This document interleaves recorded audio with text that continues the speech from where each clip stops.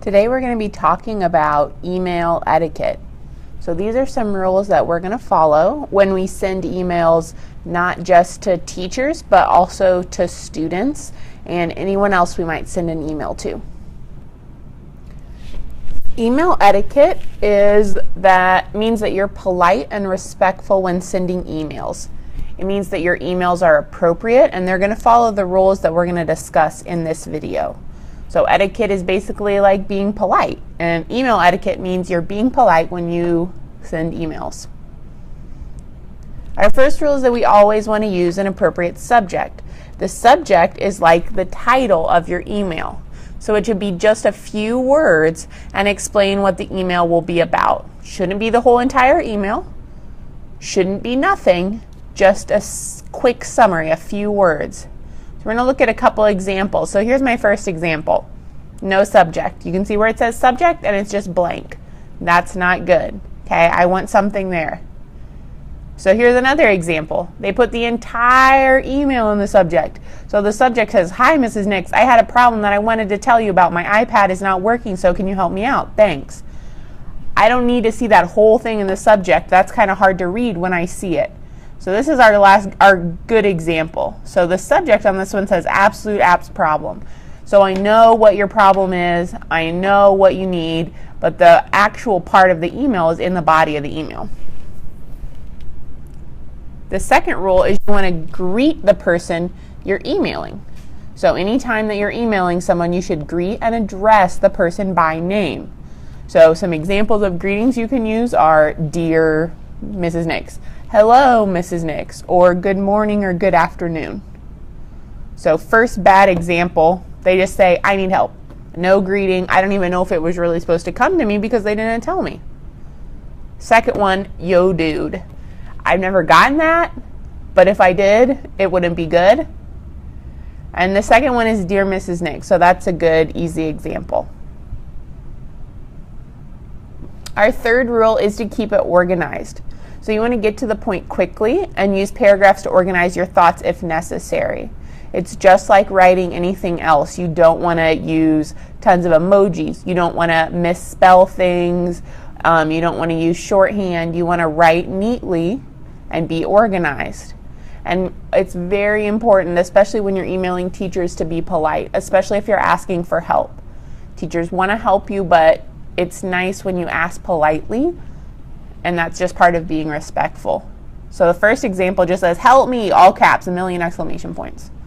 I don't know what the problem is, so it's going to be hard for me to help. I don't know what you need, and it doesn't seem very polite. The next one says, "Dear Mrs. Nix, I need help with my iPad. Can you have technology look at it when they get a chance? I would appreciate that." That's a really good example of a polite, respectful email. Another rule we want to remember is that we reply back to emails. So sometimes I have students that will just start a new message.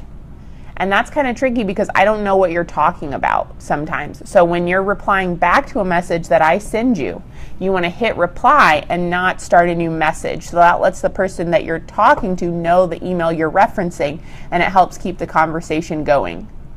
So here's an example I've gotten where the subject is "About the email you sent, yes, I can help you." Okay, so if you're just telling me that it's about the email you sent, then you want to actually reply so that I know. So there is a reply button, and you want to use that. We always want to make sure that we check our spelling and punctuation.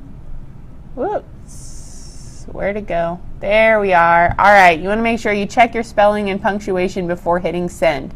So go back over the email before you send it to make sure everything looks good. Make sure you're checking your spelling. Use punctuation, capitalize if necessary. I already mentioned, but do not use a ton of emojis. Some teachers would prefer that you use no emojis. Know your audience. If your teacher's not okay with it, don't use them with a teacher. I would say make sure that you're not using text spelling. You're not using like BRB, LOL, things like that. Make sure that you're doing things like you would if you were writing for an assignment. So here's my bad example. "Mrs. Nix, I need help with my iPad. Can you have tech look at it? I would appreciate," tons of exclamation points. That doesn't seem like it was written by a mature 6th grader. Here's a good example. Dear Mrs. Nix, I need help with my iPad. Can you have technology look at it when they get a chance? I would appreciate that. Thanks, Caleb.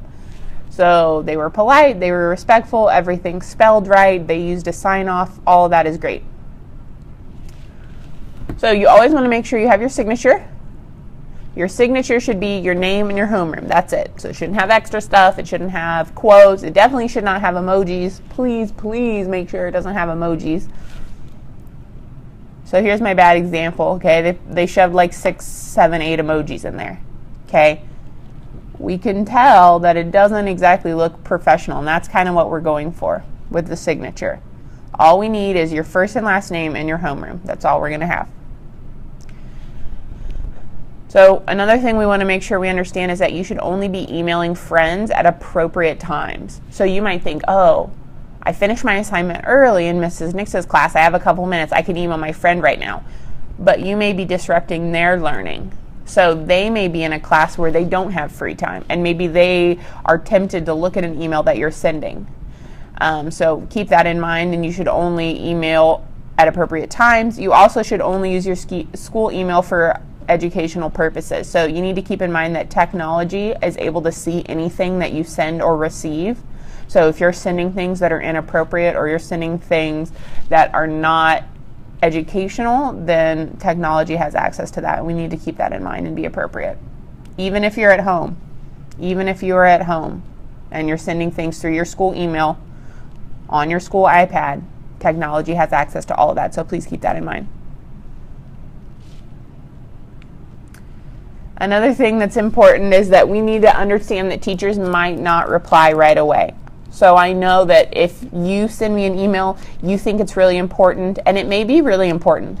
And if I can email you back right away, I will. But sometimes it may take me a few hours or a day or two to respond to your email. It doesn't mean I didn't see it. You don't need to send me another email asking me, did I see it? You don't need to send me 2 or 3 emails in a row with the same information. Okay? Teachers are very busy. We want to email you.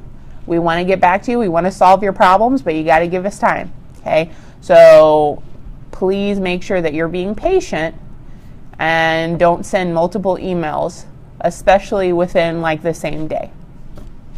That's email etiquette.